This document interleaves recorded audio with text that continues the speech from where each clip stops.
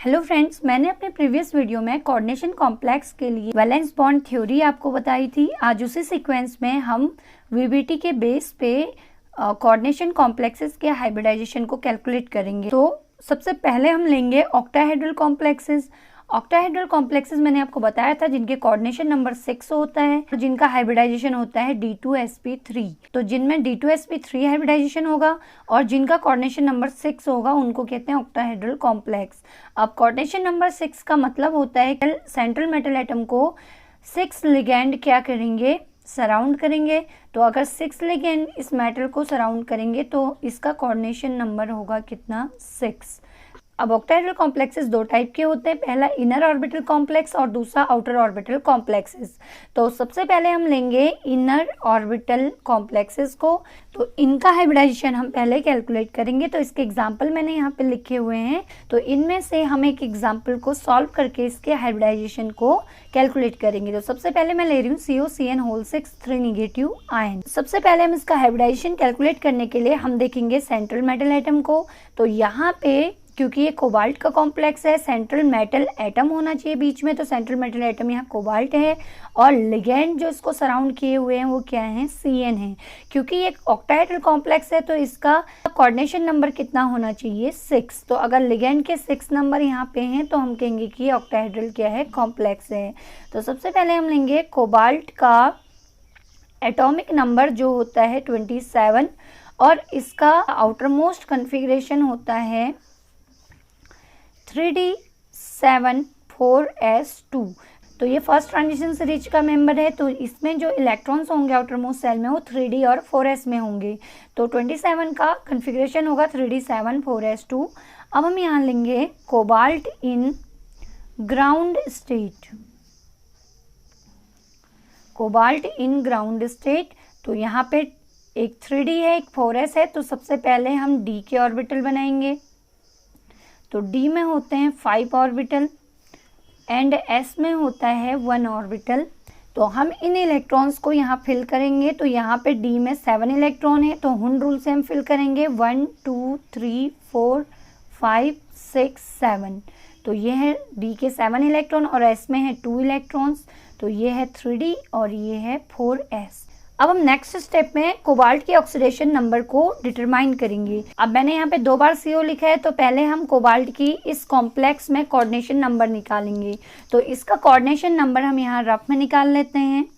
तो यहाँ पे अगर हम देखें तो कोबाल्ट को हम जिसका हमें ऑक्सीडेशन स्टेट निकालनी है इसको हम X कंसीडर करेंगे, प्लस साइनाइड कितने हैं, 6 हैं यहाँ पे। तो 6 इंटू साइनाइड का चार्ज होता है -1 इक्वल टू हम रखेंगे 3 नेगेटिव। अब हम इसको सॉल्व करेंगे तो ये हो जाएगा x - 6 equal to -3, x equal to -3 plus 6 को यहाँ ट्रांसफर करेंगे तो x इक्वल टू आ जाएगा हमारा +3।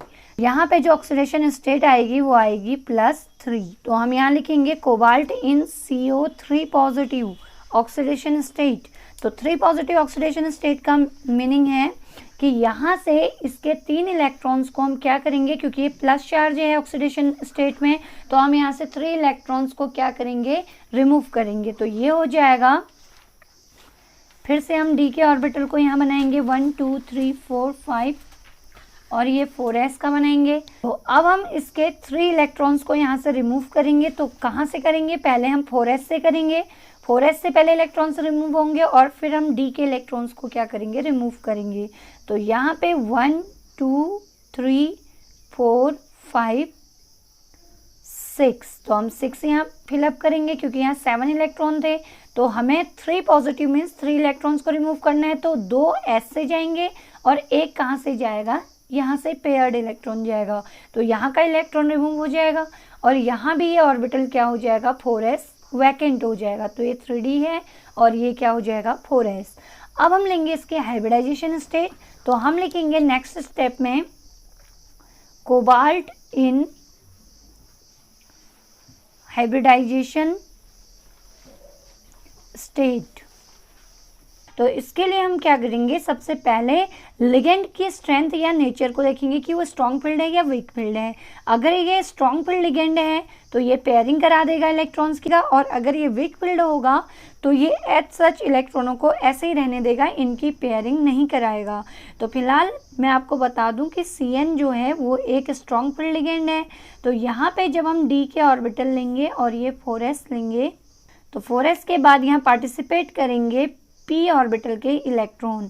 तो अब मैं आपको बता दूं कि जो यहाँ पे Cn साइनाइड जो हमारा लिगेंड है, साइनाइड जो होता है ये स्ट्रॉन्ग फील्ड लिगेंड होता है। कैसा लिगेंड होता है? स्ट्रॉन्ग फील्ड लिगेंड होता है।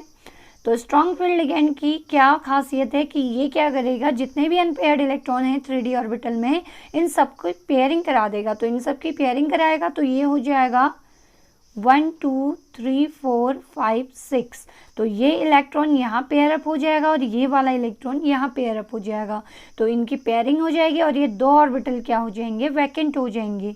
और यहाँ पे सारे वैकेंट ऑर्बिटल है। अब हम देखेंगे कि यहाँ कोबाल्ट के साथ कितने लिगेंड अटैच्ड हैं। तो आप देखिए यहाँ पे 6 साइनाइड लिगेंड है। तो यहाँ पे साइनाइड के 6 ऑर्बिटल कोबाल्ट के 3d 4s और 4p ऑर्बिटल से ओवरलैप करेंगे और ओवरलैपिंग से यहाँ पे कोऑर्डिनेट कोवलेंट बॉन्ड का फॉर्मेशन करेंगे।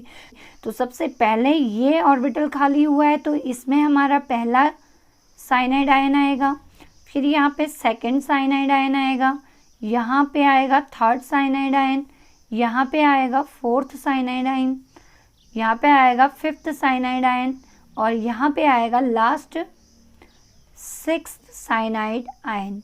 तो यहाँ पे 1 2 3 4 5 6 साइनाइड आयन जो हैं वो कोबाल्ट के 3d 4s and 4p orbital से ओवरलैप करते हैं और ओवरलैपिंग से न्यू हाइब्रिड ऑर्बिटल्स का क्या करते हैं, फॉर्मेशन करते हैं। तो यहाँ पे कितने न्यू हाइब्रिड ऑर्बिटल बने हैं तो इसका हाइब्रिडाइजेशन हम देखेंगे। तो ये हो जाएगा, यहाँ पे 3d के 2 ऑर्बिटल ने पार्टिसिपेट किया है 1 2, तो ये हो जाएगा d2। फिर 4s के एक ऑर्बिटल ने पार्टिसिपेट किया है तो s हो जाएगा, और 4p के 1 2 3 ऑर्बिटल ने पार्टिसिपेट किया है तो p क्या हो जाएगा, 3। तो यहाँ पे जो हाइब्रिडाइजेशन आएगा वो आएगा d2sp3। अब यहाँ पे आप एक चीज फोकस कीजिए कि इसमें जो d ऑर्बिटल आ रहे हैं, ये d ऑर्बिटल इनर साइड आ रहे हैं या आउटर साइड आ रहे हैं। तो ये d ऑर्बिटल जो हैं इनर साइड आ रहे हैं। तो हमने जो एग्जांपल लिया था वो था इनर ऑर्बिटल कॉम्प्लेक्सेस, और इसमें हमने देखा कि इसके हाइब्रिडाइजेशन में जो इनर साइड है वो d ऑर्बिटल्स हैं, तो हम इसको कहेंगे इनर ऑर्बिटल कॉम्प्लेक्स।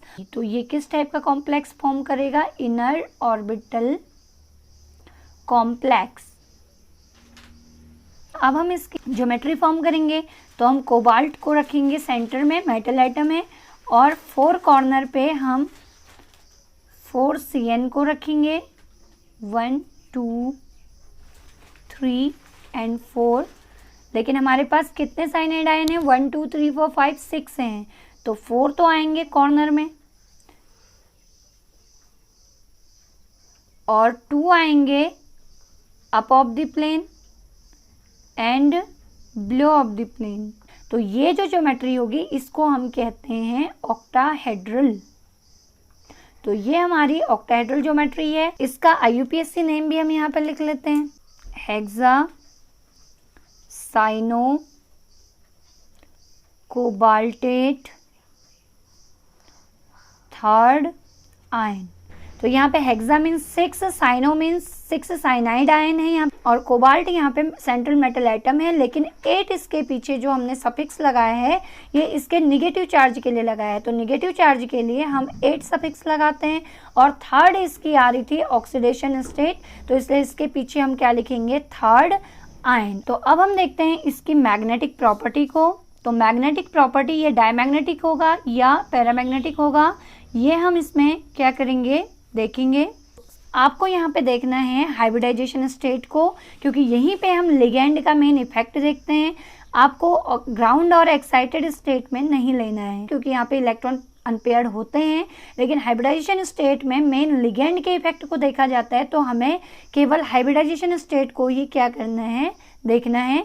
आपको लिगेंड के इलेक्ट्रॉन नहीं देखने, क्योंकि लिगेंड हमेशा लोन पेयर डोनेट करता है, तो लिगेंड के इलेक्ट्रॉन हमेशा पेयर में ही होंगे। तो आपको देखना है कि मेटल एटम के जो 3D में इलेक्ट्रॉन्स थे क्या वो पेयर्ड हैं या अनपेयर्ड हैं। तो हम यहाँ देखेंगे कि कोबाल्ट जो यहाँ मेटल एटम है इसके 3D ऑर्बिटल में सारे 3D इलेक्ट्रॉन्स पेयरिंग में हैं, एक भी अनपेयर्ड इलेक्ट्रॉन नहीं है। तो अगर सारे इलेक्ट्रॉन पेयर्ड हैं तो हम इसको कहेंगे कि इसकी प्रॉपर्टी जो होगी वो होगी डायमैग्नेटिक। तो इसका जो मैग्नेटिक नेचर है वो डायमैग्नेटिक है। डायमैग्नेटिक कैरेक्टर होता है जब किसी कॉम्प्लेक्स को अगर हम मैग्नेटिक फील्ड में रखेंगे तो मैग्नेटिक फील्ड से वीकली रिपेल होगा, तो उस प्रॉपर्टी को हम कहते हैं डायमैग्नेटिक। अगर मैग्नेटिक मोमेंट कैलकुलेट करते हैं तो मैग्नेटिक मोमेंट इसका क्या हो जाएगा, मैग्नेटिक मोमेंट को म्यू से हम रिप्रेजेंट करते हैं, तो म्यू इक्वल टू यहाँ पे हो जाएगा 0। अब 0 क्यों होगा, क्योंकि यहाँ पे नंबर ऑफ अनपेयर्ड इलेक्ट्रॉन 0 है। तो n इक्वल टू अगर 0 है तो म्यू इक्वल टू होता है n प्लस 2। तो n की वैल्यू अगर हम यहाँ 0 रखेंगे तो म्यू हमारा आ जाएगा 0। तो इसका जो मैग्नेटिक मोमेंट होगा वो कितना होगा, 0 होगा। तो ये था हमारा इनर ऑर्बिटल कॉम्प्लेक्स। तो इसमें हमने देखा कि जो d ऑर्बिटल है वो इनर साइड है और इस कॉम्प्लेक्स में जो ज्योमेट्री होगी वो ऑक्टाहेड्रल होगी और इनका मैग्नेटिक मोमेंट क्या होगा, 0 होगा, जिस वजह से इनकी प्रॉपर्टी जो मैग्नेटिक प्रॉपर्टी होगी वो क्या होगी, डायमैग्नेटिक। अब हम लेते हैं इसका second example outer orbital complex के लिए। तो ये तो इनर ऑर्बिटल कॉम्प्लेक्स था, अब हम लेंगे आउटर ऑर्बिटल कॉम्प्लेक्स। अब हम देखते हैं इसका second example outer orbital complex के लिए, उसी ऑक्टाहेड्रल कॉम्प्लेक्स के लिए। तो मैंने आपको बताया था कि ऑक्टाहेड्रल कॉम्प्लेक्स में कोऑर्डिनेशन नंबर 6 ही रहेगा, लेकिन हाइब्रिडाइजेशन आउटर ऑर्बिटल कॉम्प्लेक्स के लिए चेंज हो जाएगा। तो यहाँ पे हाइब्रिडाइजेशन sp3 क्या हो जाएगा, d2। और आउटर ऑर्बिटल कॉम्प्लेक्सेस में जो हमारे d ऑर्बिटल होते हैं वो किस साइड आते हैं, आउटर साइड। तो यहाँ पे मैंने आउटर ऑर्बिटल कॉम्प्लेक्स के काफ़ी सारे एग्जाम्पल लिए हैं। COF6 3 negative ion, CrH2O 2 positive, MnH2O whole 6 2 positive, COF6 3 negative ion. तो मैंने यहाँ पे लिया है COF6 3 नेगेटिव आयन। तो मैं आपको इसे स्टेप वाइज बता रही हूँ, तो आप इस पे थोड़ा फोकस कीजिएगा। ये तो सबसे पहले हम देखेंगे सेंट्रल मेटल एटम को। तो सेंट्रल मेटल एटम यहाँ पे क्या है, CO यानी कि कोबाल्ट। तो कोबाल्ट को हम यहाँ पे लेंगे, तो यहाँ पे मैं सबसे पहले लिखूंगी कोबाल्ट। कोबाल्ट का एटॉमिक नंबर 27 फिर से, और इसका जो आउटर मोस्ट इलेक्ट्रॉनिक कन्फिग्रेशन होगा ये 3D का मेंबर है, तो 3D 7 एंड 4s2। काफ़ी इजी है, इसका यूनिट डिजिट आप ले लीजिए D में और इसका जो 10th डिजिट है उसको ले लीजिए 4s में। तो 3D 7 4s2 इसका कन्फिग्रेशन हो जाएगा आउटर मोस्ट सेल का। अब हम इसको भी स्टार्ट करेंगे। सबसे पहले कोबाल्ट इन ग्राउंड स्टेट। तो सबसे पहले हम इसके लोवेस्ट एनर्जी लेवल को लेंगे। तो लोवेस्ट एनर्जी लेवल में हम इसके ऑर्बिटल को शो करेंगे जो हमारे कॉन्फ़िगरेशन में था। तो हमारे पास था 3D 7, तो हम D के 5 ऑर्बिटल्स यहाँ पे शो करेंगे एंड 4s का 1 ऑर्बिटल हम यहाँ पे क्या करेंगे, शो करेंगे। तो ये है 3D एंड ये है 4s। तो 3D में कितने इलेक्ट्रॉन्स हैं, 7। तो 1 2 3 4 5 6 7। और 4s में कितने इलेक्ट्रॉन्स हैं, 2। तो ये हो जाएगा 3D 7 एंड 4s 2। स्टेप 2 के लिए हम यहाँ पे इसकी ऑक्सीडेशन स्टेट निकाल लेते हैं। तो यहाँ पे हमारे पास है कॉम्प्लेक्स, तो COF6 नेगेटिव में हम CO का निकालेंगे। तो जिसका हमें निकालना है ऑक्सीडेशन स्टेट उसको हम X कंसीडर करेंगे, तो COX हो जाएगा प्लस F लिगेंड है यहाँ पे फ्लोरीन, कितने नंबर में, 6। तो 6 इंटू फ्लोरीन का चार्ज हम यहाँ ले लेंगे -1 इक्वल टू ये हो जाएगा कितना नेगेटिव, 3 नेगेटिव आयन। तो अब हम इसको सॉल्व करेंगे तो ये हो जाएगा x plus minus -6 equal to -3। तो इक्वल टू -3 हम रखेंगे। अब 6 को इधर ट्रांसफर करेंगे तो ये हो जाएगा x equal to -3 plus 6 equal to +3। तो यहाँ भी ऑक्सीडेशन स्टेट हमारी क्या आ गई, +3 आ गई। तो +3 हमारी ऑक्सीडेशन स्टेट है, तो हम यहाँ लिखेंगे नेक्स्ट स्टेप में कोबाल्ट इन CO3 पॉजिटिव ऑक्सीडेशन स्टेट।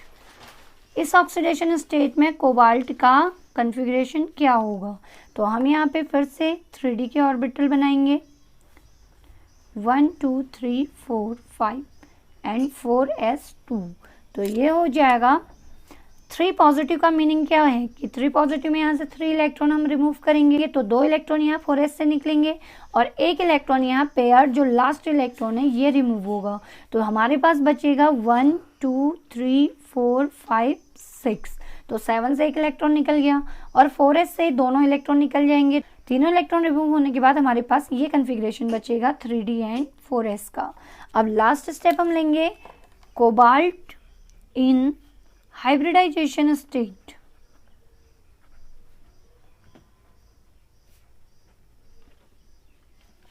तो इसके हाइब्रिडाइजेशन स्टेट में हम यहाँ पे देखेंगे लिगेंड का इफेक्ट। तो हम यहाँ देखते हैं कि लिगेंड हमारा वीक फील्ड यानी कि फ्लोरीन है। फ्लोरीन एक वीक फील्ड लिगेंड है। तो वीक फील्ड लिगेंड जो है वो डी इलेक्ट्रॉन्स की पेयरिंग नहीं करता है, वो इनको अनपेयर्ड एज सच ऐसे ही रहने देता है। तो हम इस 3d ऑर्बिटल के इलेक्ट्रॉन्स को ऐसे ही यहाँ पे क्या कर लेंगे, नोट कर लेंगे। 4s हमारा वैकेंट है, 4p के हमारे ऑर्बिटल वैकेंट हैं और 4d के ऑर्बिटल भी यहाँ पे क्या करेंगे, पार्टिसिपेट करेंगे। अब हम देखते हैं हमारे पास लिगेंड के नंबर कितने हैं। तो यहाँ पे देखिए 6 फ्लोरीन कोबाल्ट के साथ हाइब्रिडाइज्ड हो रहे हैं। इट मीन्स यहाँ पे जो 6 फ्लोरीन के फील्ड ऑर्बिटल हैं वो कोबाल्ट के सेंट्रल मेटल एटम जो यहाँ पे कोबाल्ट है उसके वैकेंट ऑर्बिटल के साथ ओवरलैप करेंगे और ओवरलैपिंग से न्यू हाइब्रिड ऑर्बिटल्स का क्या करेंगे, फॉर्मेशन करेंगे। तो हम यहाँ पे देखेंगे कि फ्लोरीन जो है एक लोन पेयर यहाँ डोनेट करेगा, एक लोन पेयर यहाँ डोनेट करेगा, एक यहाँ डोनेट करेगा। वैकेंट ऑर्बिटल होने चाहिए, ये हमारे वैकेंट नहीं है क्योंकि वीक फील्ड लिगेंड इनको पेयर अप नहीं करता है। तो यहाँ पे सारे ऑर्बिटल हमारे भरे हुए हैं, जबकि एक लिगेंड को ओवरलैप करने के लिए एक वैकेंट डी ऑर्बिटल चाहिए, इसलिए ये अपनी overlapping 4s 4p and 4d orbital के साथ करेगा। तो ये हो जाएगा एक फ्लोरीन यहाँ पे 4s में और 3 हो जाएंगे यहाँ पे 4p में और यहाँ पे 5th फ्लोरीन आएगा यहाँ पे और 6th आएगा यहाँ पे। तो हमारे पास 6 फ्लोरीन थे। तो 1 2 3 4 5 6 फ्लोरीन ने अपना लोन पेयर यहाँ पे डोनेट किया। तो ये यहाँ पे 6 न्यू हाइब्रिड ऑर्बिटल्स का फॉर्मेशन करेंगे। तो जब हम इनका हाइब्रिडाइजेशन लेंगे, एक s ऑर्बिटल पार्टिसिपेट कर रहा है, s p के 3 ऑर्बिटल पार्टिसिपेट कर रहे हैं p3 और d के 2 ऑर्बिटल पार्टिसिपेट कर रहे हैं तो d2। तो हाइब्रिडाइजेशन आ गया sp3d2। अब इसमें आपको ध्यान देना है कि d ऑर्बिटल आउटर साइड आ रहे हैं तो हम इसको कहेंगे आउटर ऑर्बिटल कॉम्प्लेक्स। अब हम इसकी ज्योमेट्री बना लेंगे। तो ज्योमेट्री में कोबाल्ट सेंट्रल एटम होगा, 6 फ्लोरीन है तो 4 तो हमारे कहाँ होंगे, कॉर्नर पे होंगे। तो ये 4 कोवलेंट कोऑर्डिनेट बॉन्ड का फॉर्मेशन करेंगे and 5th up of the plane होगा और 6th हमारा बिलो ऑफ द प्लेन होगा। तो यहाँ पे 6 कोऑर्डिनेट कॉम्प्लेक्स ये क्या करेगा, फॉर्म करेगा। अब इस पे हम देखेंगे कितना चार्ज है। तो इस पे है COF6 पे 3 नेगेटिव चार्ज है तो यहाँ पे आ जाएगा 3 नेगेटिव। तो ये है इसकी ऑक्टाहेड्रल ज्योमेट्री। अब हम देखेंगे इसका मैग्नेटिक बिहेवियर।